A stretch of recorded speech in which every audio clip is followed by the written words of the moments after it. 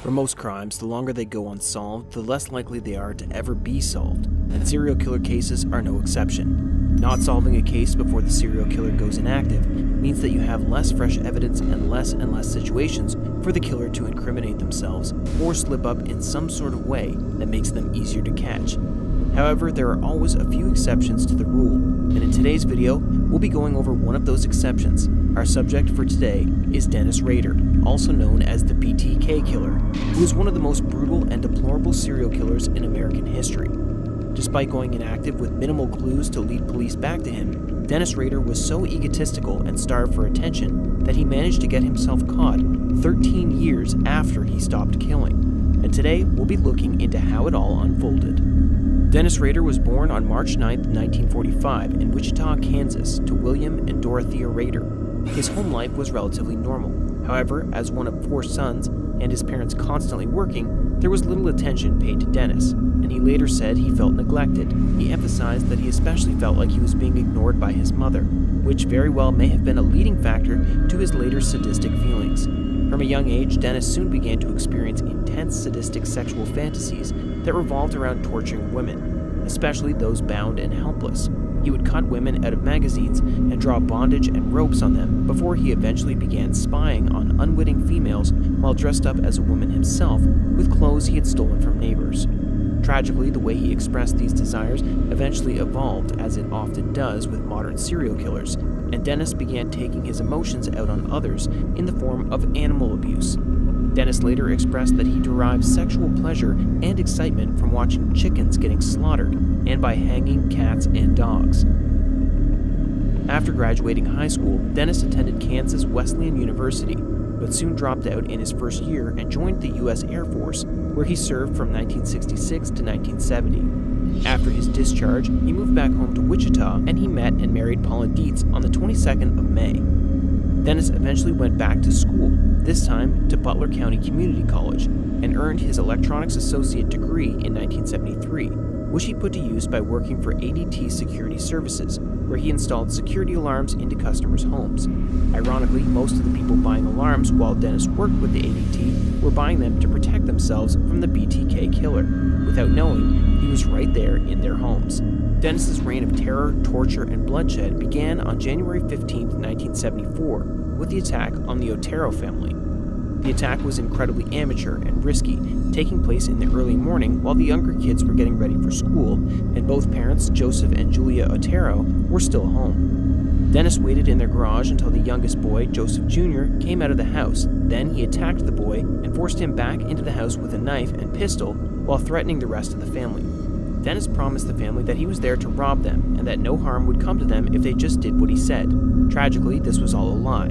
They allowed him to tie them all up in the bedroom, where he would eventually strangle and suffocate all of them using either rope or plastic bags. Dennis was so disturbed and sadistic that sometimes he would even let his victims catch their breath right before the point of dying, just so he could get the enjoyment of strangling them again and again. Despite his sadistic fantasies being of a sexual nature, none of the victims were sexually assaulted.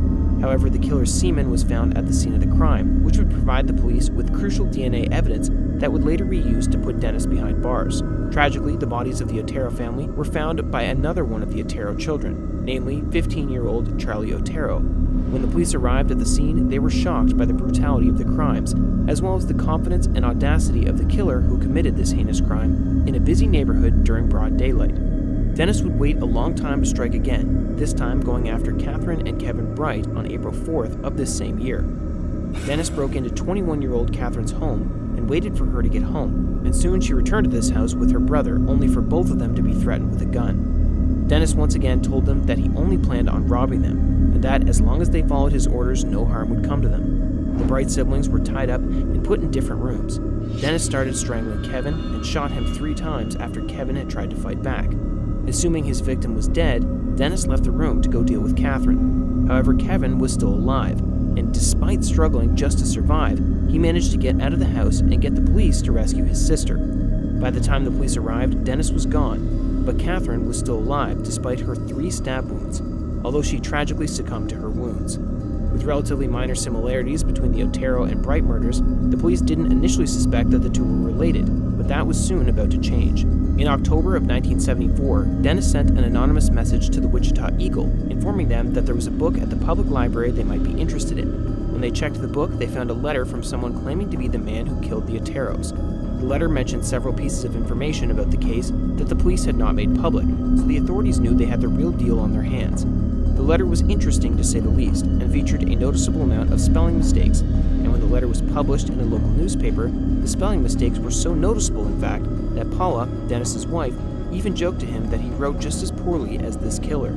After 2 more murders during 1977, Dennis wrote another taunting letter, this time to the Wichita KAKE TV station. It was in this letter that Dennis's disturbed and psychotic nature really reared its ugly head. He began using his codex of terms to refer to his crimes, with the word minotaur, for example, referring to his violent sexual side, and the term factor X referring to Dennis's urge to kill. This letter was also where Dennis coined his infamous nickname. In the postscript of the note, he wrote, P.S. Since sex criminals do not change their MO, or by nature cannot do so, I will not change mine. The code word for me will be bind them, torture them, kill them, BTK. You see, he added again. They will be on the next victim. After this letter, Dennis would end up taking an 8-year break from murders. However, there was one notable exception to this that deserved to be mentioned. Dennis ended up with an obsession with a woman named Anna Williams. He broke into her home on April 28, 1979, and patiently waited for her to come home. For whatever reason, Anna got held up and ended up coming home much later than anticipated, causing Dennis to get frustrated and tired of waiting. While he did leave her home before she got there, he wanted to make sure she still knew that he had been there and stole one of her scarves. At a later date, he then mailed it back to her along with a terrifying message which read, "Be glad you weren't here, because I was." While Dennis was taking a break from the murders and taunting the police, the authorities organized a BTK task force with the intent to catch him. However, they soon found themselves with no new suspects or new leads, and after 2 short years, the task force disbanded. Many believe that he had either died, moved, or been arrested for unrelated reasons. But underneath everyone's noses, as the police were looking for BTK, Dennis was participating as an active member of the community, including working closely with the Cub Scouts and church. In 1985, Dennis resumed his crime spree with the murder of Maureen Hedge, who was actually one of his neighbors.